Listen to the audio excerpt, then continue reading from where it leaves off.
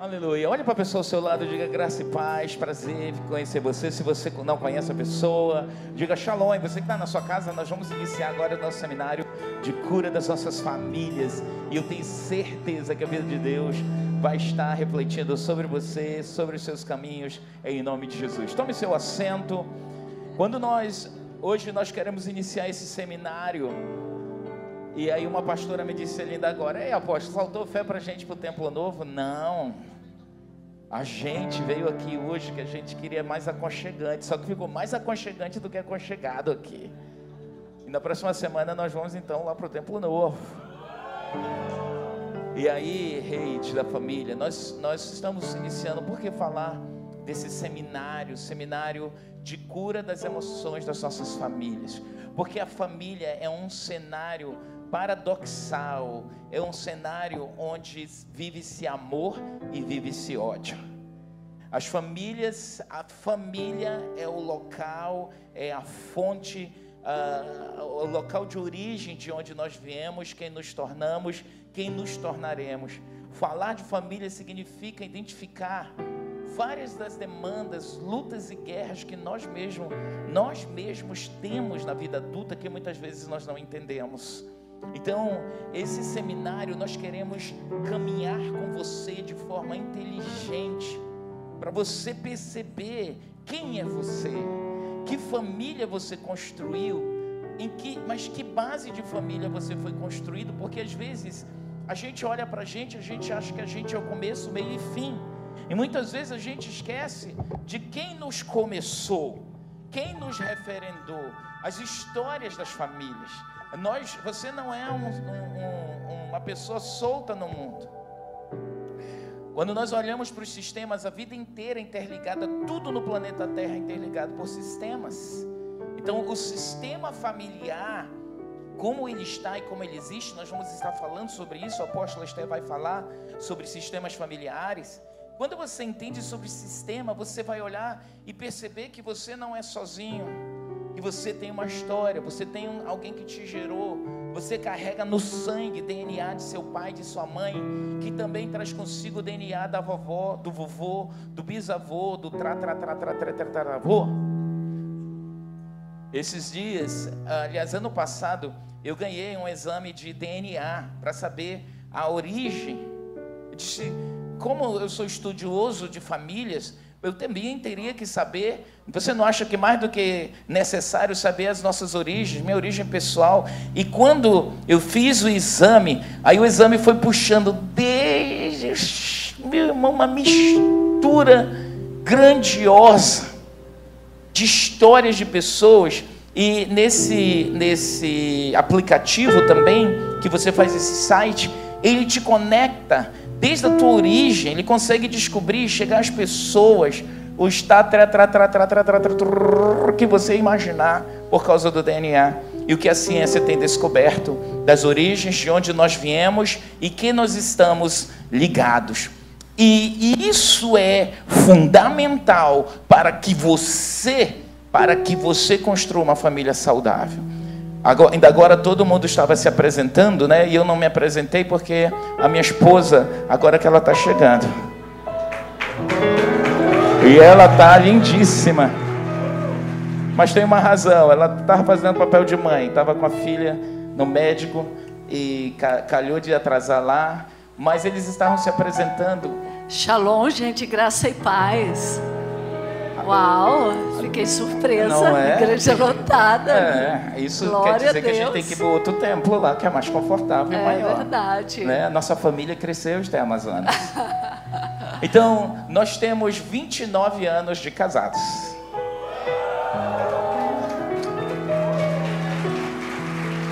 Temos 29 anos de casados e nós temos 2 filhas. E Esther sempre foi afim de mim, desde que ela me conheceu. É verdade. Olha aí, estou dizendo. Mas a gente, se você perguntar, nós casamos, nós crescemos. Quando eu olho para minhas origens, por isso que é muito importante você entender origens. Então, eu cresci dentro de igreja, ela também cresceu dentro da igreja, e isso foi fundamental para nós chegarmos em um casamento até virgens. quando nós nos casamos, eu nunca tive nenhum contato com outra mulher e ela nunca teve nenhum contato com outro homem. O que foi isso? Uma direção divina. Porque o projeto de Deus para a construção da família foi assim. Não foi fácil, mas foi possível.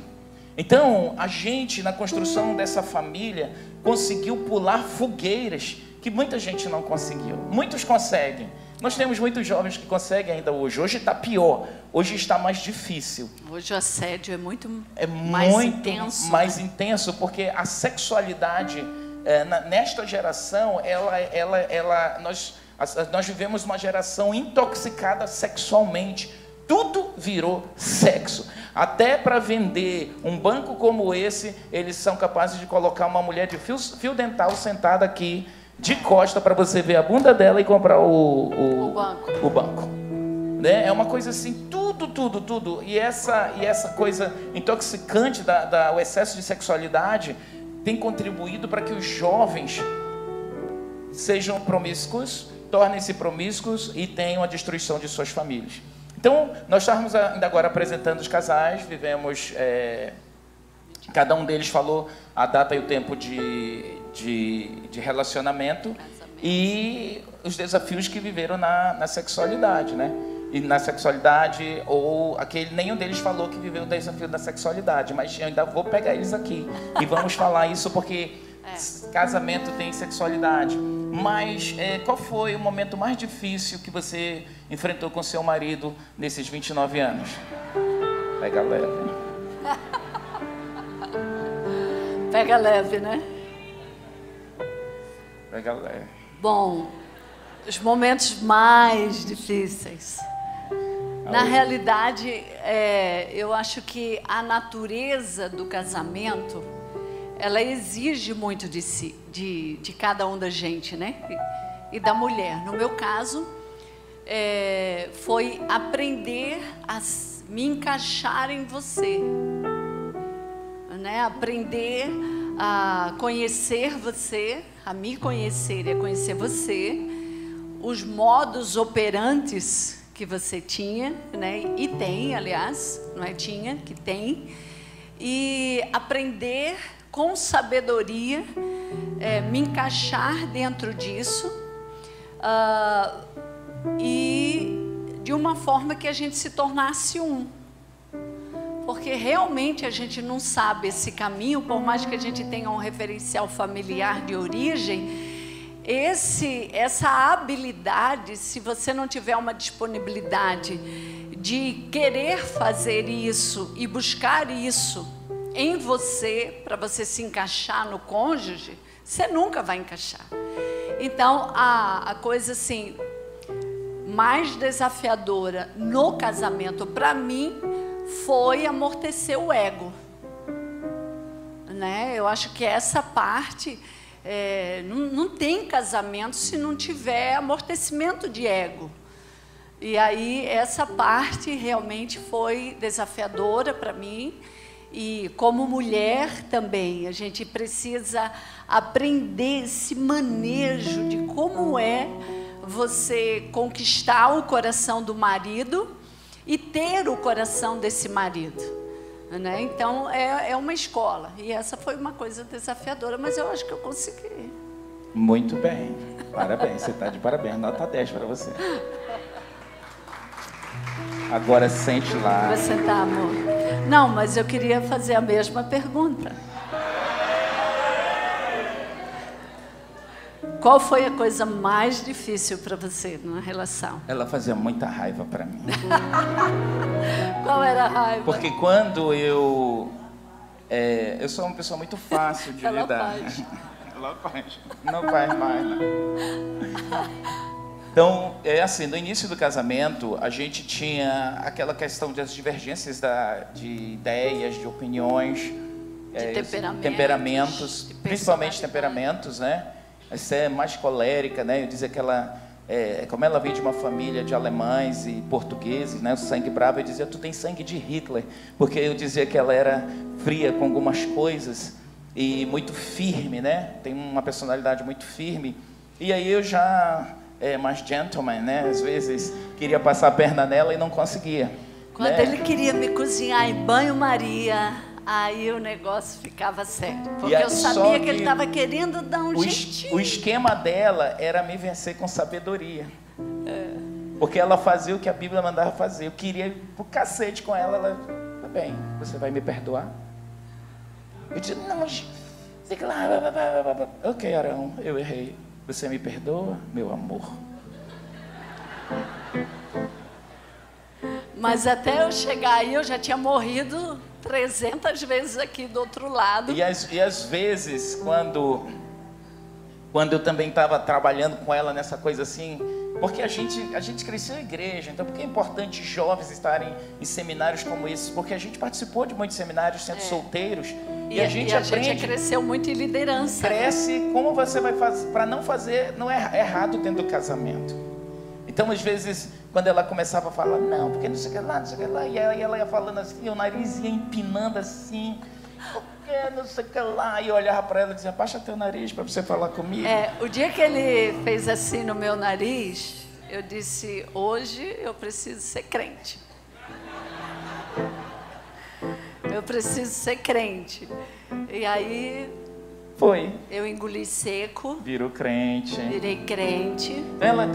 Subi para a cruz. Ela era líder, ela tinha muitos liderados debaixo dela, que eu trabalhava com escola de treinamento de missões. Ele sempre dizia assim para mim, eu não sou seus liderados. Eu não sou seus liderados, eu sou seu marido, você entendeu? Então, isso para mim eu também não entendia, né? Porque eu nunca tinha tido marido antes. Então...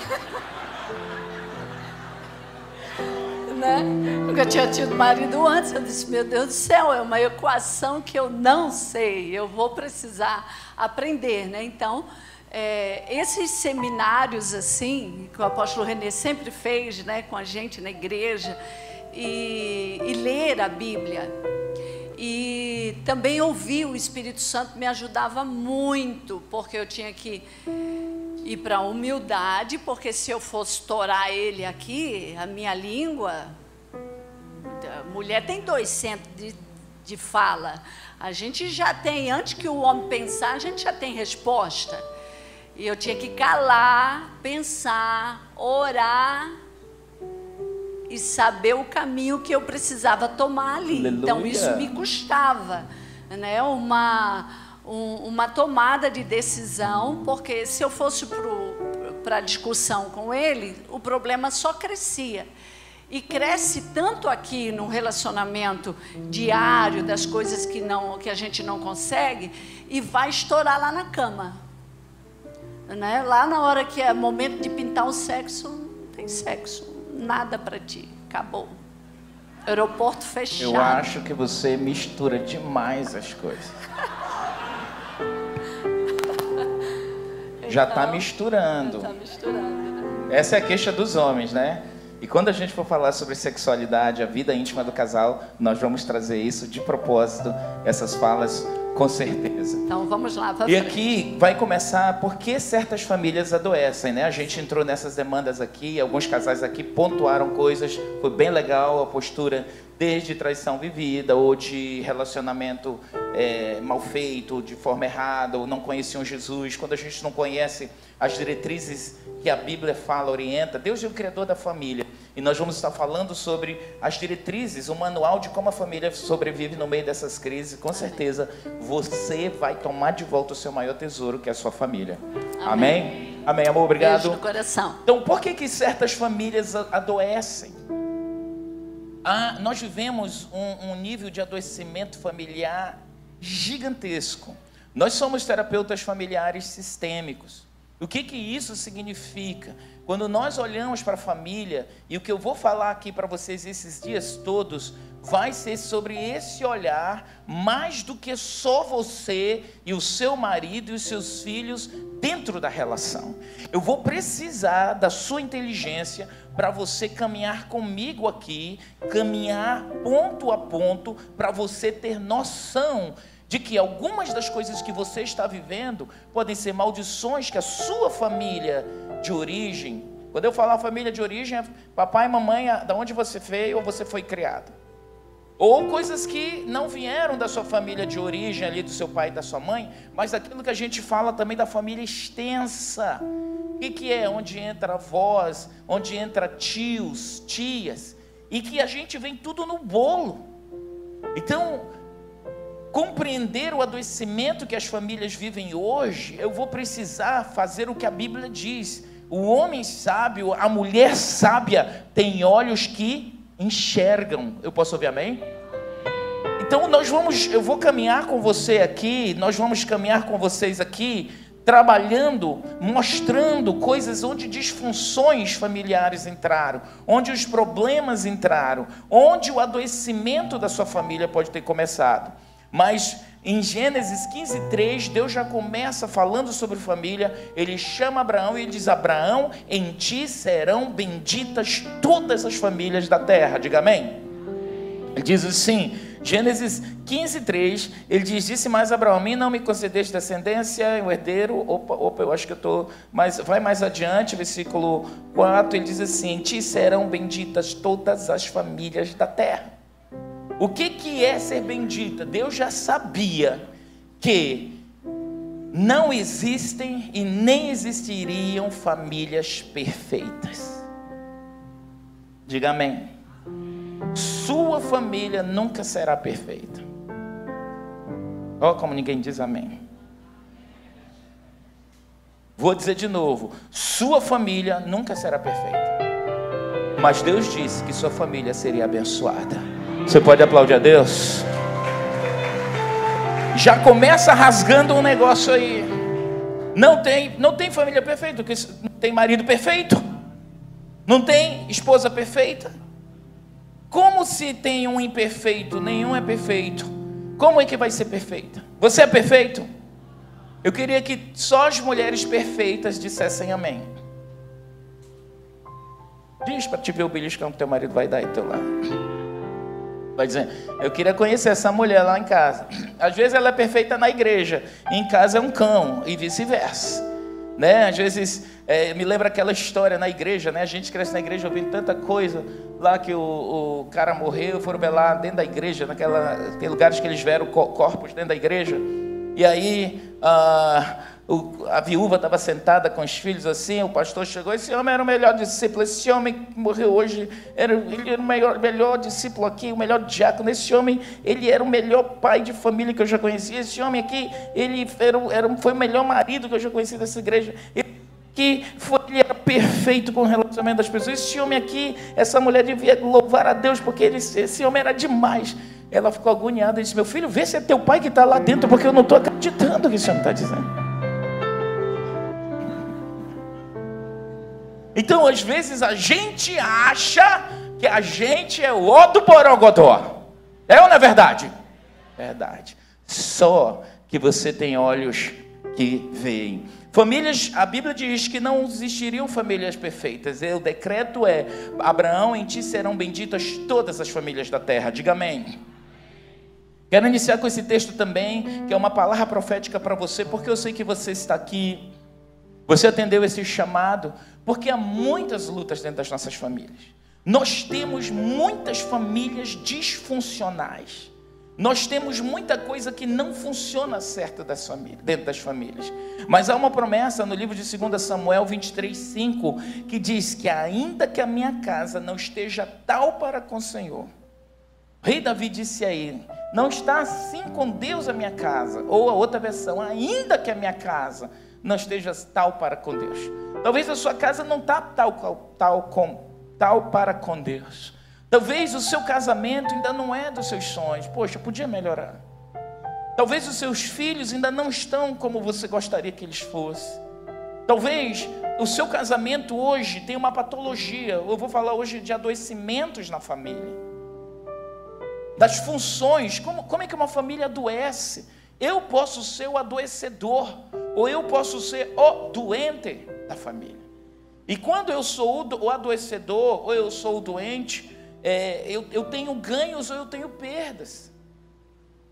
E no meio disso tudo, os filhos ficam debaixo de um jugo muito ruim. Talvez você está aqui, e se você começar a olhar para trás e perceber que as famílias de origens, as famílias, a gente sempre pensa uma coisa assim, a família é uma bênção, família que dá norte, família é que nutre, família é que abençoa, família que é a coisa certa, e tudo está certo, mas família adoece também o outro, família destrói um ao outro, família também complica a vida das gerações, sim ou não? Normalmente as pessoas, elas olham apenas para um lado das coisas. E quando nós olhamos para isso, nós também dizemos assim, pai ama filho, mãe ama filho, amém? Os pais amam os filhos? Amam. Os pais devem dar o norte para os filhos viver suas vidas? Sim ou não? Sim. Os pais querem o melhor para os filhos? Sim ou não? Os pais, a maioria dos pais normalmente nutre, dá o melhor, faz o mais esforço para dar sempre a maior felicidade ou conquista para os filhos, sim ou não? Mas os pais também adoecem filhos. Pais também complicam o futuro de seus filhos. Pais podem ser os principais adoecedores do sistema familiar. Uma mãe pode destruir a vida emocional de um filho, a vida afetiva de um filho, a vida sexual de um filho que ela ama demais. Um pai, se ele for disfuncional, ele, por mais que ame aquela criança, se ele não cuidar também, ele tem todo o desejo de dar um futuro melhor, mas ele pode ser um dos maiores adoecedores, levar esse filho para as drogas, empurrar esse filho para um mundo, porque não soube manusear família. Ninguém vai para a escola aprender sobre família. Você sabe que no passado, aqui um grande número de vocês sabe que no passado a escola era um grande exemplo em que ensinava sobre família, sim ou não? Ensina-se hoje sobre família na escola? Não mais. As igrejas ensinavam, poucas igrejas se dão a esse luxo hoje. Os sistemas, a sociedade prezava pela família. Preza-se por família hoje? Não. As novelas todas, se você for ver, a maioria delas é trabalhando na destruição das famílias. Por isso que aqui em Samuel, segundo Samuel, o rei Davi, que teve uma das famílias mais complicadas, mais desafiadoras, ele disse assim, ainda que a minha casa não seja tal para com Deus, contudo estabeleceu comigo um concerto eterno, em que tudo será ordenado e guardado, pois toda a minha salvação e todo o meu prazer estão nele, apesar de que ainda não fez brotar, ou seja, a baixaria está aqui dentro de casa. Mas nós podemos ser os principais adoecedores. Nesse caso, o rei Davi, que está em alta aí na novela Reis, né? Se você tiver tempo e puder assistir, vale a pena, porque estão mostrando exatamente o rei Davi, um homem segundo o coração de Deus, um cara que buscava fazer certinho, e ele foi o cara que trouxe um adoecimento para a família dele desgraçada, porque no auge da carreira dele, num bom momento da vida dele, ele cometeu um adultério, mas não foi só isso. O adultério foi seguido de um homicídio. Ele mandou matar o marido da mulher com quem ele foi para cá. E Deus disse para ele, Davi, eu te dei tudo que tu querias. Você era um cara pobretão, um cara que estava lá, cuidava das ovelhas do teu pai, nada. E eu te dei tudo, cara. E você mandou assassinar o cara que era teu homem, um dos braços direitos teu. Você pegou a mulher dele e agora você ficou uma coisa pior que a outra. Davi, a tua casa, por causa do pecado, seus filhos serão visitados com a maldição. Então, talvez você está aqui e você tem muitos desafios, e se você não tiver um olhar sistêmico, um olhar geral, você nem sabe o que o seu pai, o seu avô cometeu no passado e que afetou sua vida. Jesus já quebrou tudo. Jesus quebrou tudo e você não entendeu o seu sistema, não resolve muita coisa. Porque às vezes Jesus quebrou, mas as famílias vivem aquilo que a gente fala de repetições das maldições dos pais. E às vezes isso está no DNA, como eu disse, no comportamento. Quer ver uma coisa aqui? Quem tem um filho aqui ou uma filha que é simplesmente, você diz assim, meu Deus, é 99% parecido comigo ou com o meu marido ou com a minha esposa. Levanta a sua mão assim, você diz assim, não podia ser tão mais... Faça assim para a gente ver aqui. O pastor César tem uma história familiar. Ele não falou aqui, né? Ele já deu esse testemunho aqui na Rede da Família. Mas ele, quando foi adolescente, ele foi para um intercâmbio nos Estados Unidos. E ali ele, numa formatura lá, ele estudou lá. E aí teve um crush. Teve lá um namoro lá. E depois desse namoro, de uma noite abençoada lá, ele voltou para o Brasil. E depois de 30 anos, ele recebeu um telefonema. O senhor pode ser o meu pai. Pai nada, daddy. E ele recebeu essa procura, nós estávamos na mesa lá de jantar da casa deles. E para encurtar a conversa, né, ele foi conhecer, né, era um filho que ele não sabia e precisava saber o que foi que aconteceu. Uma coisa de adolescente, tinha 17, 18 anos, e num envolvimento sexual engravidou a pessoa. Ela nunca disse nada para ninguém, mas a história foi apertando lá para eles. Para resumir, no dia que nós conhecemos esse filho, ele nunca tinha visto César, nunca passou uma hora com ele, mas aquele filho, o nome dele é Lance. O Lance, gente, simplesmente anda igual o César, tem costumes igual o César, altura do César, inteligência para negócios como o César. E quando a gente via ele, disse, meu Deus, os filhos, o Cezinha e a Gláucia, né? É claro que é de outra mulher, mas nenhum deles, apesar de parecerem muito com o pai, tem tanto aparência física e até costume se a gente assustar. O que é isso? Eu estou falando de referências físicas, mas às vezes a gente traz questões espirituais dos nossos avós, bisavós, tataravós. Às vezes as disfunções que as nossas famílias trazem, ela vem no DNA repetido, encapsulado no sangue, maldições que nunca foram quebradas. Às vezes a cultura local, a cultura da família. Por exemplo, aqui no interior do Amazonas, a cultura do engravidar do boto é tão clara para aquelas pessoas desinformadas que não é boto que engravida. Você sabe que o boto é um avô. Você sabe que o boto é um pai, é um pedófilo.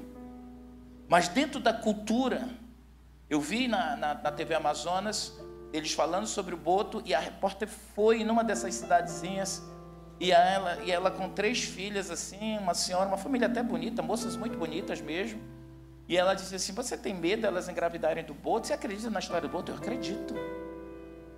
Aí a repórter, não, a senhora está, não moça, eu acredito, eu morro de medo dessas meninas ficarem grávidas do boto. Eu disse assim, meu Deus do céu, como é possível a falta de informação e tantas coisas que existem na nossa cultura ainda, né? Então, faz parte. Por que a promiscuidade é tão grande nessa cidade?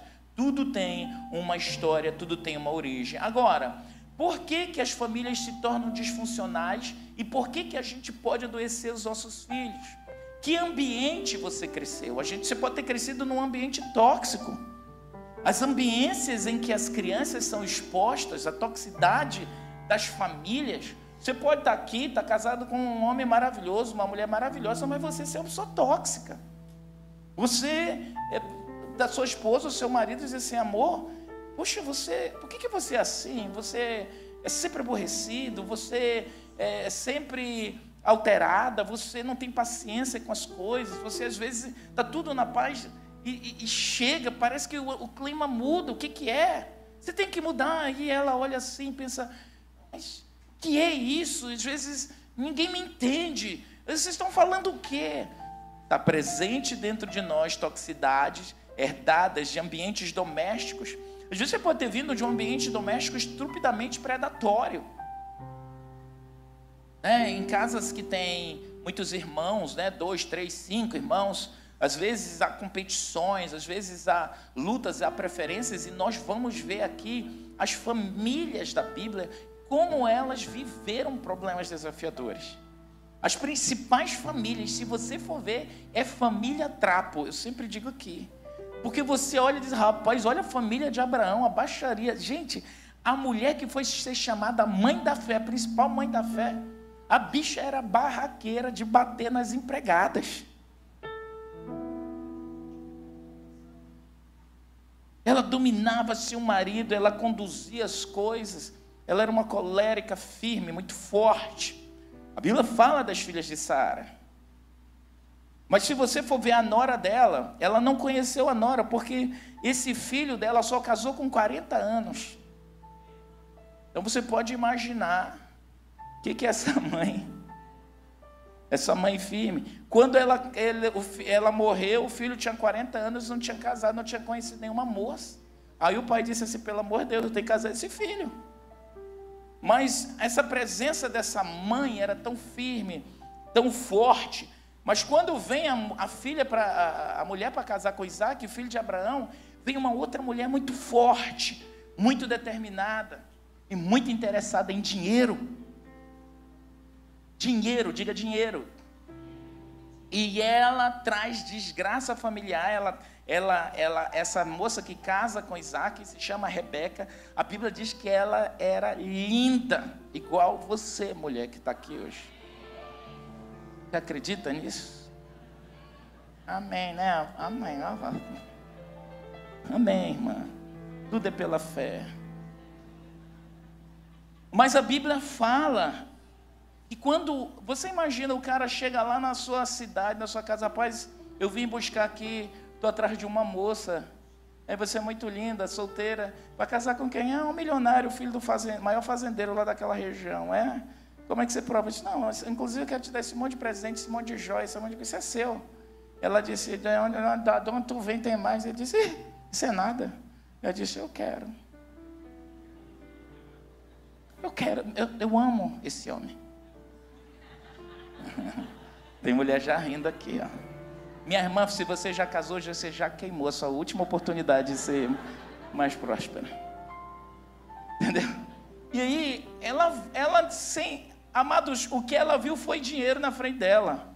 E ela disse, eu vou. E foi, casou com Isaac. Bíblia diz que ela era muito linda. Ela teve filhos gêmeos. Quando esses filhos cresceram, ela trouxe desgraça também por causa de dinheiro.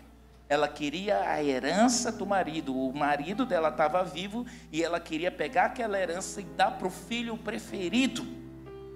E como ela manipulou tudo aquilo, trouxe desgraça para dentro da casa dela. Trouxe uma desgraça que um dia ela chegou chorando. Isaac, eu quero morrer. Eu disse, você que causou isso?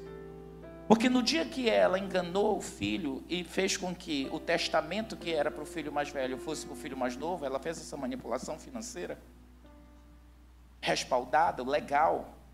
Ela enganou o marido, enganou o filho. Aí por isso que a gente pergunta assim, todas as mães amam todos os filhos? Sim ou não? Não. Toda mãe ama todo filho? Da mãe. Ei, pode tirar isso da sua cabeça. E aí a gente vai confrontar você com algumas coisas, porque a gente às vezes vai precisar olhar e perceber algumas coisas, até das nossas mães. Porque às vezes a gente tem algumas crenças familiares e coisas que não se mexem. Amor de mãe é sagrado. É sagrado? É.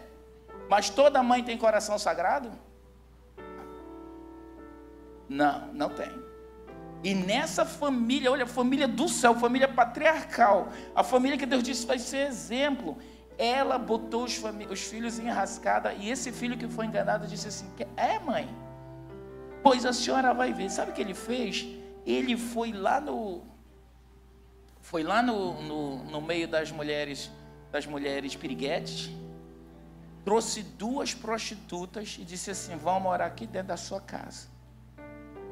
E elas eram aquelas bicha velha abusada. Pensa teu filho trazer. Pensa aí. Pensa o teu filho trazer para dentro da tua casa. Vai ali na... Como é o point aqui da cidade? Ninguém sabe, meu Deus. Como é? Meu Deus. Itamaracá. Vai lá no... Acabou?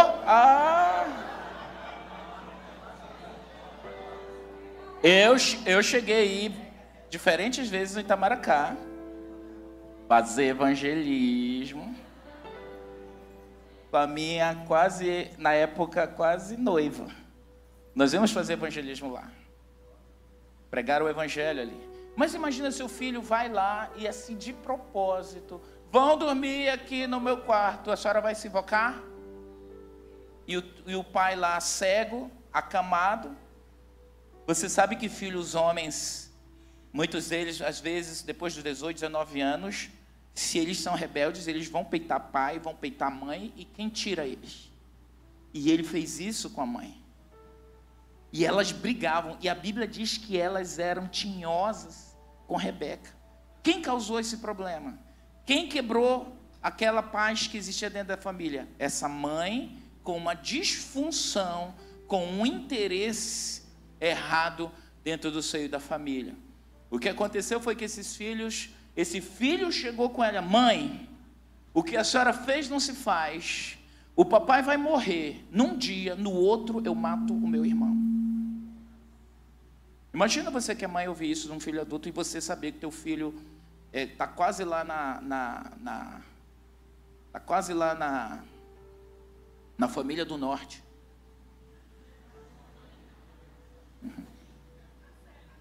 Tu já sabe que ele anda com a galera da FDN ou do PCC, porque Esaú era assim.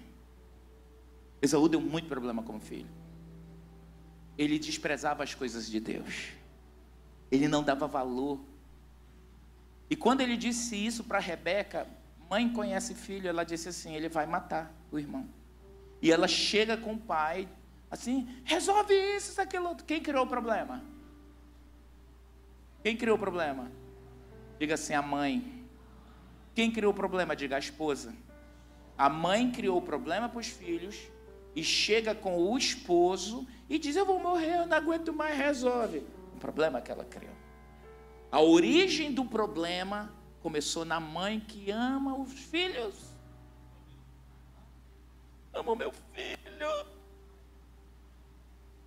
E aí a gente quer desmistificar algumas coisas, que você precisa ter um olhar de Deus mais aprofundado, quando as nossas manipulações, as nossas estratégias, se nós não usarmos em Deus, nós podemos ser os principais adoecedores dos nossos filhos. O que aconteceu? Ela disse: você tem que dar uma solução. Levou o caso para o marido, e o caso foi assim: manda ele para a casa do teu irmão, nesse outro país. É o jeito. E esse filho, quando o irmão soube que ele ia embora, Jacó, que foi o filho que enganou, saiu sem roupa, sem nada, fugiu. Naquele dia, aquela mãe que amava tanto aquele filho perdeu os 2 filhos. Porque um foi embora sem dar notícias, ela sabia que ele ia ter que achar a casa desse tio, mas não tinha comunicação como nós temos hoje. E ela ficou anos sem ver seu filho. Anos. Então, a caminhada aqui nossa por mais que nós tenhamos promessas de Deus, se nós não seguirmos a jornada que Deus tem para nós, nós podemos destruir a vida dos nossos filhos. Levanta a sua mão direita e diga assim: tenha misericórdia de mim, Senhor. Amém. Agora, vamos olhar um pouquinho aqui os desafios das nossas famílias nos dias de hoje. Falta de dinheiro, dá bronca na família? Dá. Temos problemas de cobrança social, escolas, notas. Quem aqui tem problema de repente tem que estar na escola lá, que o teu filho apronta, e você tem que sair do trabalho que a diretora chamou, o professor chamou, às vezes é excesso de carga horária de trabalho, excesso de serviços levados para casa, são problemas das famílias atuais. Outra coisa, falta de lazer na família. As famílias não têm lazer, né, por causa dos excessos de atividade. Crianças vivem sempre no mesmo ambiente, cheio de toxicidade. A falta de dinheiro de muitas famílias faz com que essas famílias não tenham certa proximidade nem comunhão familiar. Desentendimento conjugal. Meu Deus do céu, tem muita briga dentro das famílias? Muita. Você sabe que as brigas dentro das famílias, elas são extremamente adoecedoras. As brigas nas famílias são capazes de colocar tanta dor dentro da criança que você não tem ideia do nível de adoecimento. Excesso de atividades, de coisas para executar, trânsito, canseira. A gente vive numa cidade muito quente. Olha aqui um pouco para nós. Manaus é uma cidade muito quente, isso gera estresse, aborrecimento.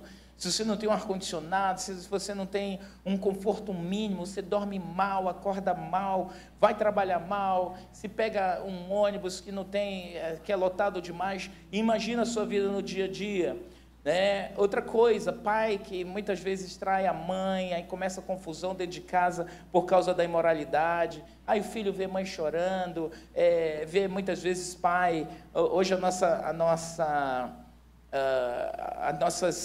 sociedade, né? O feminicídio altíssimo na nossa nação, essas crianças crescendo sem essas mães porque foram assassinadas por seus pais, pais desligados da vida familiar.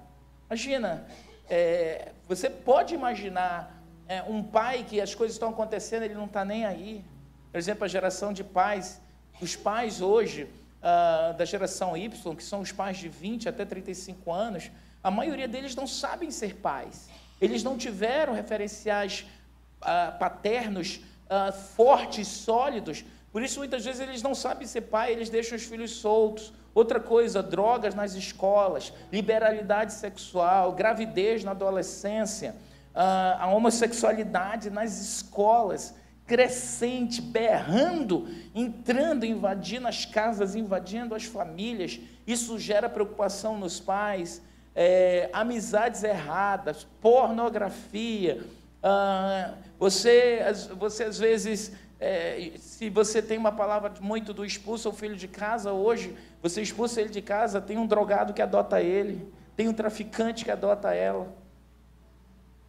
Pais que não entendem os conflitos dos filhos, filhos que têm muito conflito porque o pai é um bêbado, a mãe só cobra que o pai realmente é preguiçoso, a mãe é que tem que se esfolar para trazer recursos para dentro de casa. Essas situações geram desordens familiares. Às vezes você está tão embolado com elas que não percebe. E esses pequenos, talvez, vamos olhar não para os pequeninos lá dentro de casa, vamos olhar para a sua história. Como foi a sua história, família? Como você cresceu? Porque a nossa família de origem é a nossa referência maior. A nossa família de origem é a referência máxima que nós temos. E aí, eu quero ver aqui, nós vamos ver uma pequena encenação aqui. Pode tirar aqui. Do que algumas famílias vivem e as consequências, e ao longo desse seminário nós vamos estar falando, você vai estar vendo. Bem rápido e bem direta.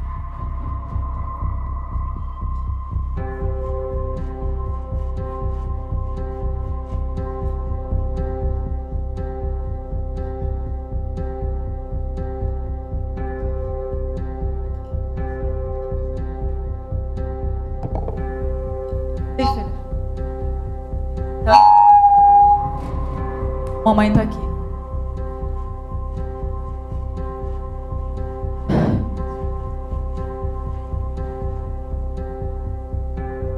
Passo o dia inteiro fazendo.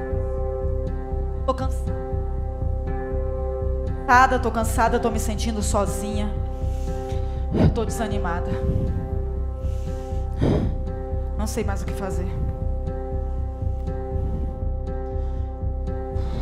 Tá fazendo o que aí, Lia? Tá cego por acaso? Não tá vendo o que eu tô fazendo? Tô arrumando as coisas. Então para tudo isso aí.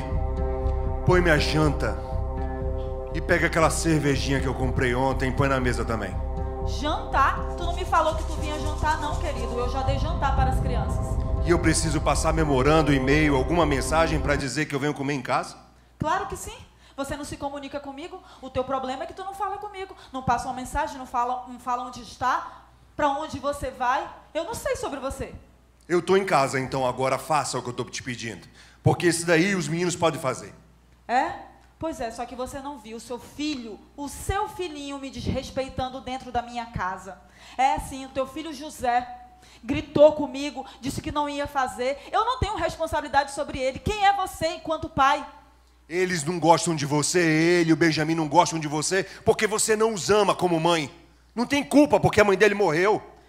Se eles não veem isso em você, que dirá como é que eles vão aprender? Quem você pensa que é, Jacó? Você tem sido um péssimo pai, um péssimo marido. Você é péssimo em tudo. Tu nunca tá satisfeita com nada, mulher. Nada do que eu faço aqui te agrada. O que eu posso fazer?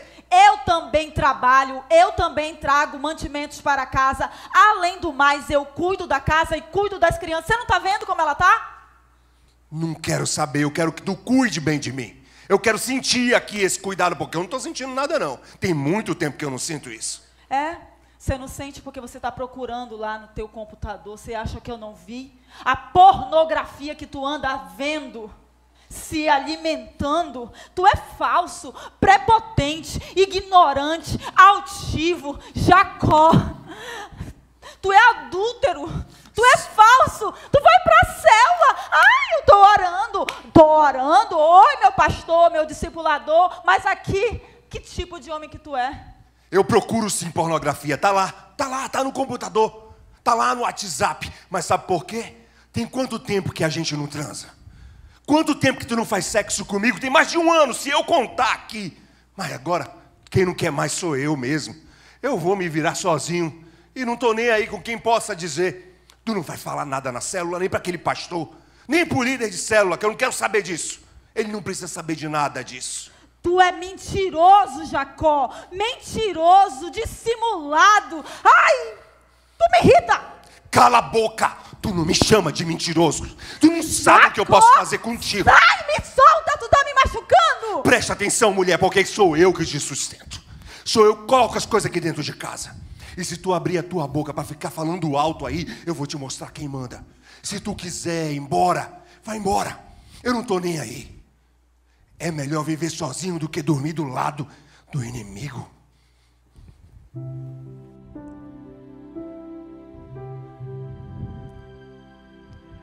Vem, filha. Vem, meu amor, vem.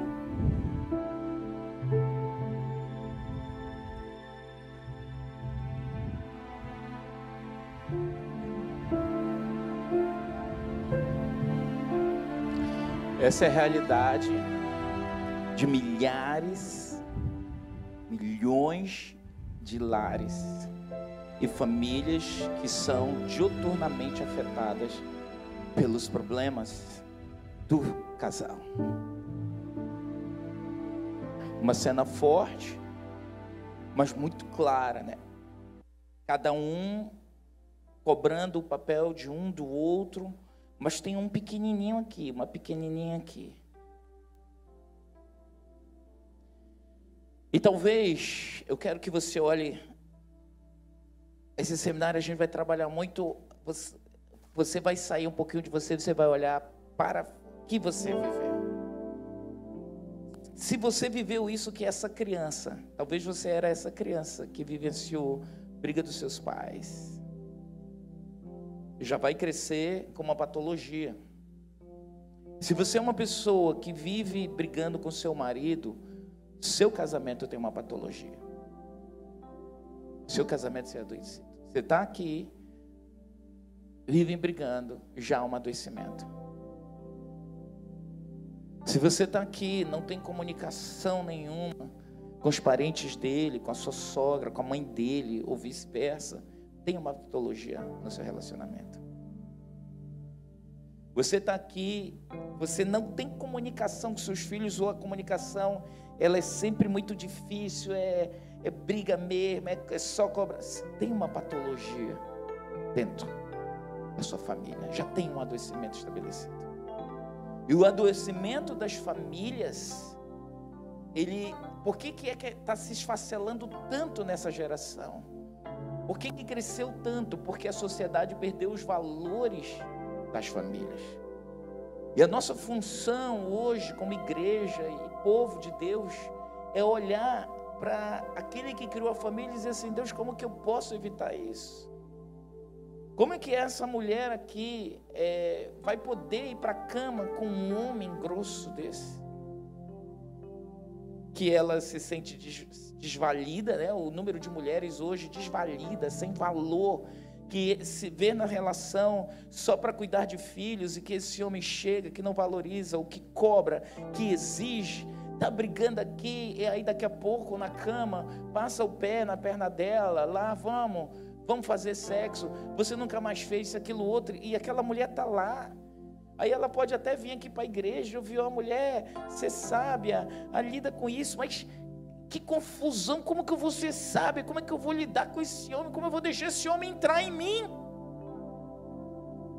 As mulheres vivem muitos conflitos sexuais, porque de repente aquele homem entrando nela, aquele homem que muitas vezes ela quer vomitar. E aí o cara é um brutamontes, a gente brigou, o cara não pede perdão, e aí sai, aí às vezes ele quer chegar à noite, parece ficar bonzinho ali e tal, e passa 2, 3 dias, com uma jorrada de homens, não pediu um perdão a essa mulher. Aí depois ele vem, ele quer botar o negócio dele dentro dela. Um pênis que entra numa vagina, e para você, homem, pode ser só um ato sexual, uma relação normal, só transar, como ele usou até o termo aqui. Mas esse pênis que entra, ele não só machuca a região, porque a mulher não vai conseguir lubrificar. Para ela lubrificar, ela tem que querer, ela tem que se sentir atraída por aquele homem. Para que a região vaginal dela esteja preparado para o ato sexual, ela precisa estar lubrificada. E lubrificação vai falar também de um bem-estar, de querer estar com aquela pessoa. E não tem. Então, com certeza, ela vai adoecer, ele vai penetrar e aquilo vai entrar rasgando. Rasgando na maneira de dizer que rasga uma alma, que rasga um coração, que rasga um futuro, que enrijece uma alma. Os pais são responsáveis por manter a ordem e o equilíbrio emocional da família. O problema é que quando o casal está ali discutindo, brigando, eles esquecem que eles são responsáveis de manter o equilíbrio emocional da família.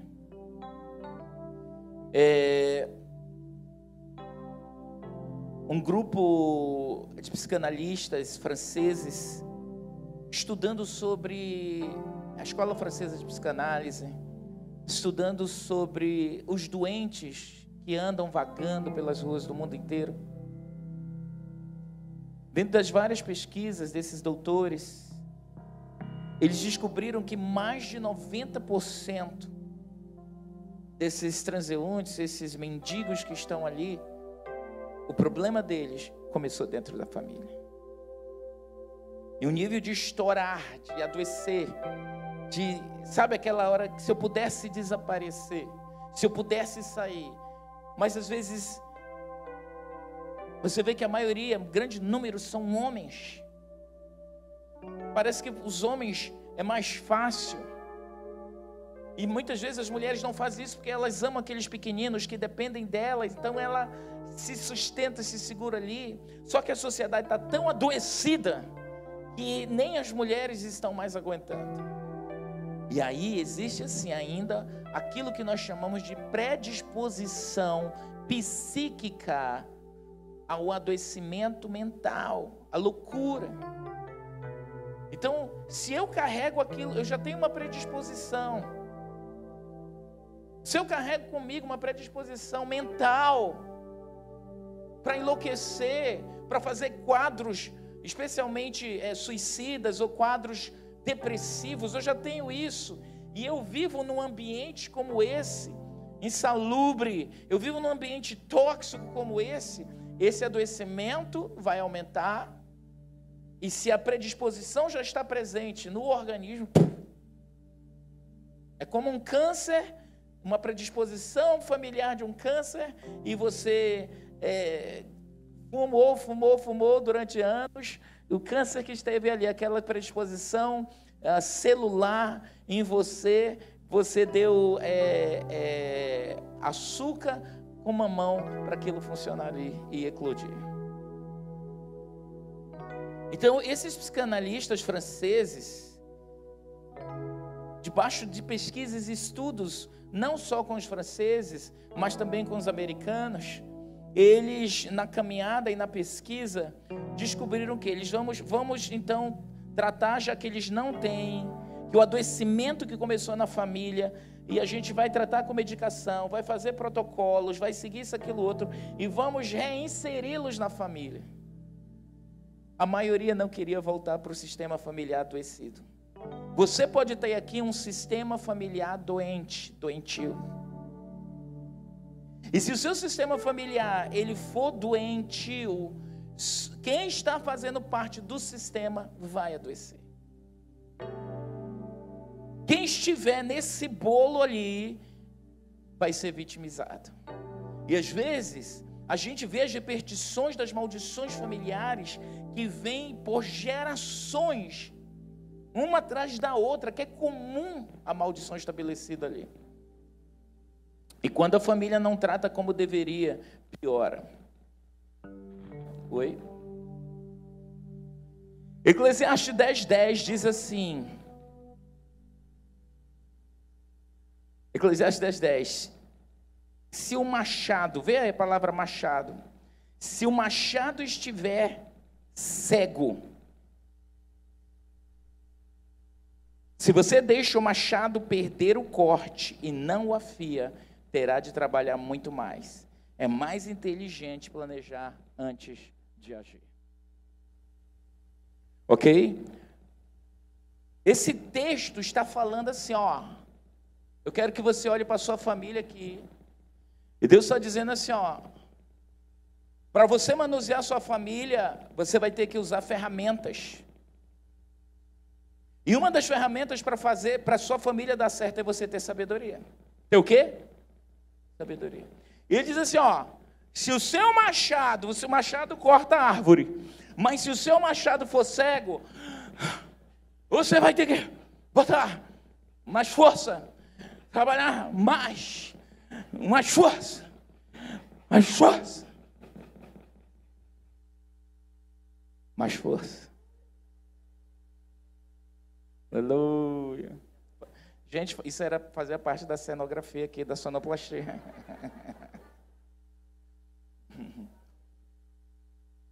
Se o teu machado estiver cego, você vai ter que trabalhar mais. Você pode achar que, apóstolo Arão, se o meu marido deixasse de fazer isso, tal, nós seríamos uma família muito melhor. Hoje, e nesse seminário, eu não quero falar sobre o seu marido nem sobre sua esposa. Eu quero falar sobre você. Posso ver amém? Porque se começa a partir de você, e você começar a entender os seus ciclos, o seu sistema familiar, da onde você veio, e quanto você contribui, e o sistema familiar, da onde ela veio, ou ele veio, e você tiver a ferramenta certa aqui, Deus está te dizendo que você vai ter menos esforço para ver as coisas funcionando. Eu posso ouvir amém? E aí ele diz assim no texto, coloca aí de novo, ele diz assim, a sabedoria assegura o sucesso. Então a maior chave nossa, independente da origem, da onde a gente veio, hoje é a gente aplicar a coisa certa, a sabedoria. Por exemplo, quando a gente olha para as famílias, olha os modelos familiares que a gente vive na nossa sociedade hoje, gente. Você pode estar aqui e dizer assim, meu Deus, as famílias no passado eram melhores isso, aquilo, outro, mas vamos ver aqui as configurações. Hoje a sociedade no século XXI, na pós-modernidade, as configurações, tem tantas configurações familiares, e aqui todo mundo tem uma configuração diferente, que quando essas configurações começam, você começa a olhar para elas e você diz, meu Deus, isso aqui é minha família, né? Talvez você nasceu numa família nuclear, né? Como é que é essa família nuclear? Tem pai, tem mãe, tem filhos, essa é uma família nuclear. Ah, família tradicional, né? Também conhecida como família tradicional. Mas você pode estar aqui e você nasceu ou você vive o seu casamento numa família monoparental. Quem são? É o pai solteiro, a mãe solteira. Você pode ter vindo aqui de um lar que a sua mãe ralou muito para você ser alguém na vida. Não, volta ainda, volta outra aí. Ou você pode ter sido criado só pelo seu pai. Você sabe o que está acontecendo agora? No passado era o maior número de mulheres, de famílias, mulheres que eram mães de família. Hoje o número de pais, que só são eles, as famílias monoparentais, pais que estão ficando com filhos, mulheres que estão deixando mesmo os filhos com o pai indo para a vida. Está crescendo.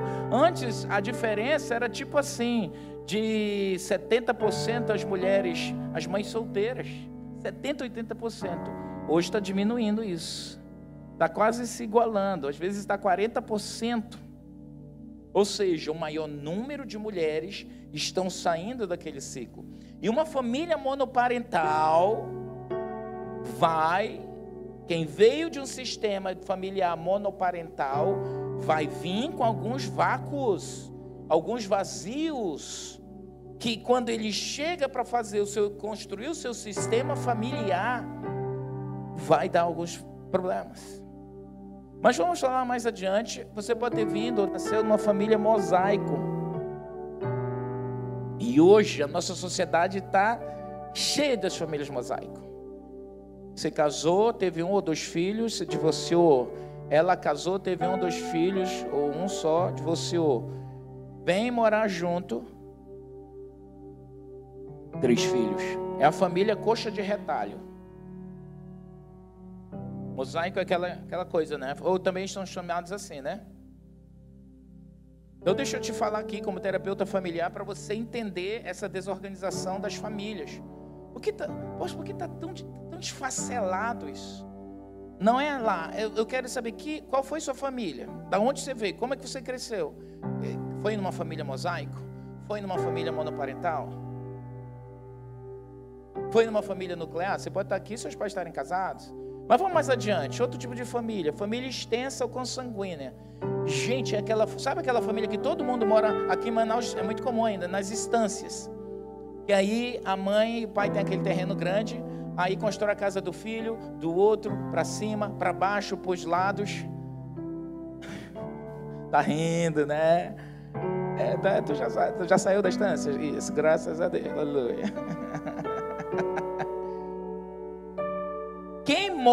Quem cresce numa família extensa dessa, todo mundo se mete. É ou não é verdade? É uma confusão? Tem uns momentos de alegria, mas tem hora que o barraco desce. O cão come no couro.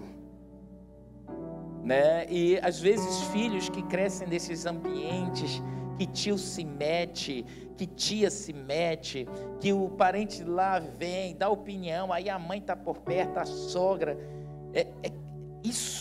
Isso na cabeça de uma pessoa. Aí eu vim de uma família do barraco, aí caso com uma moça que veio da família nuclear, que todo mundo tem aquele sistema de discretos, aquilo outro.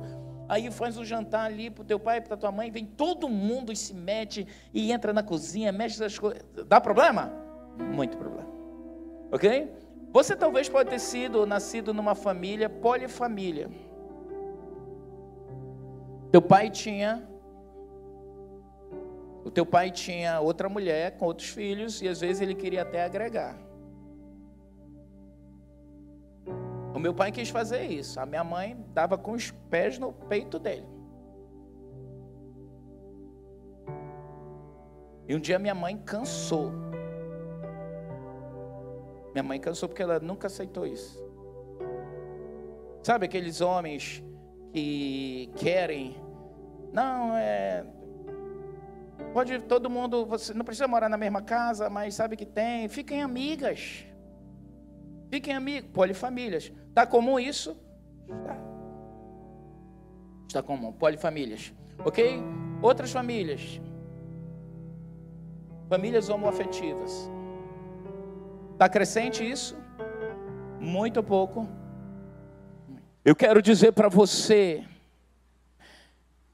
que o que nós estamos falando aqui, que nós vamos trazer esses dias aqui, vão trazer luz sobre muitas trevas que você pode ter vivido.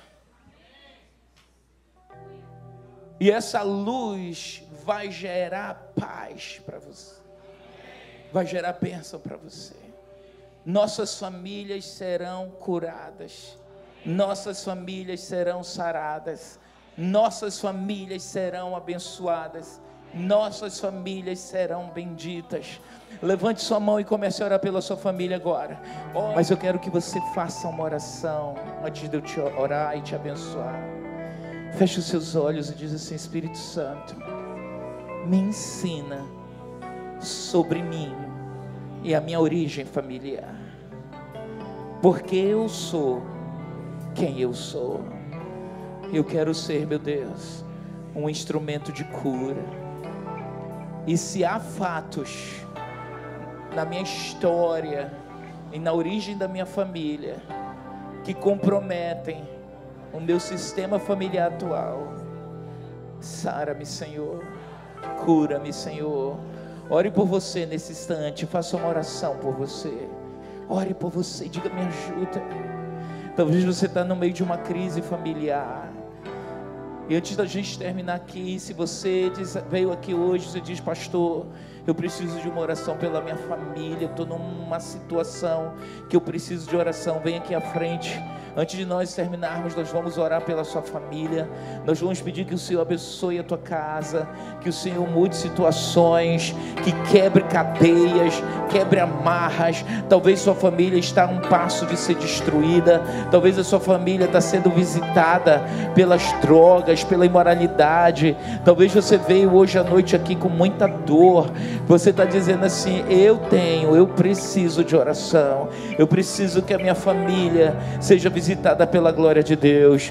Pai, em nome de Jesus, nós queremos orar nesse instante por essas pessoas, aqueles que tiveram coragem, até os que não tiveram, meu Deus, de vir. E nós sabemos, há tantas demandas familiares aqui, tantas histórias, meu Deus, segredos de família, meu Deus, demandas, Senhor, abusos físicos, verbais, meu Deus, sexuais, abandonos, meu Deus, violências, meu Deus, oh meu Pai, desprezo, meu Deus, tudo aquilo que sequela, tudo aquilo que dói, tudo aquilo que maltrata, tudo aquilo, meu Deus, que se estabeleceu no seio dessas famílias, meu Pai, eu te peço em nome de Jesus, que o Senhor visite cada família, que o Senhor visite cada pessoa nesse auditório, que o Senhor visite cada pessoa que está online assistindo. Nós impomos as mãos sobre essas pessoas. Meu Deus, esses pastores que têm história de vida, de sobrevivência, de terem vencido famílias, de terem vencido suas dores, de terem quebrado as maldições das suas famílias, ao tocarem nesses homens, nessas mulheres, que eles liberem vida, que eles liberem paz, que eles liberem, meu Deus, a tua graça, a tua força, o teu mover, meu Deus, sobre cada pessoa que está nesse auditório, homens, mulheres, mulheres, o Senhor conhece as histórias, meu Deus, filhos que foram abusados, filhos que foram abandonados, mulheres aqui que foram abandonadas por seus pais ou por seu marido, homens, meu Deus, que foram violentados fisicamente por pai abusador, mãe abusadora, e que hoje, meu Deus, tem dores aqui, mulheres que perderam pessoas amadas e queridas por causa das suas dores emocionais, suas feridas emocionais. Meu Deus, nós oramos pelo teu povo, nós declaramos a tua vida, a tua graça, o teu mover, o mover do teu Espírito sobre o teu povo. E eu quero profetizar e declarar, meu Deus, nossas famílias serão saradas, nossas famílias serão curadas, nossas famílias serão abençoadas, nossas famílias experimentarão libertação. O ciclo maldito das famílias, das nossas famílias, não prevalecerão sobre nós, em nome de Jesus. Eu quero profetizar que a tua casa é bendita, a tua casa é abençoada. Eu quero profetizar que o teu casamento é abençoado. Eu quero profetizar, tu terás uma família abençoada, tu terás um casamento abençoado, tu viverás a paz, a alegria, a prosperidade, a maldição. Se houve maldição na casa do teu pai, essa maldição não vai chegar na tua casa. Se havia maldição na casa da tua mãe, essa maldição não vai chegar na tua casa. O Espírito de Deus vai te guiar, o Espírito de Deus vai te cobrir. O sangue de Cristo é sobre ti, e nenhuma obra do inferno prevalecerá sobre a tua casa. Tua casa é bendita, tua família é bendita, e onde a maldição entrou, hoje eu declaro fora em nome de Jesus. Fora em nome de Jesus, fora. Por isso você vai dizer: entra, Senhor, entra na minha casa, mexe com essas estruturas. Que o Senhor te abençoe, que o Senhor te guarde, que o Senhor te dê vitórias na tua casa, na tua família. Que o Senhor abençoe as obras das tuas mãos. Que o Senhor seja contigo, guie tua casa, abençoe tua família, em nome de Jesus. Você tenha uma semana abençoada, em nome de Jesus. Que a mão do Senhor seja sobre você. E amanhã, Rede de Homens, vamos ensinar os homens o caminho da prosperidade. E esse será um ano de grande conquista para você.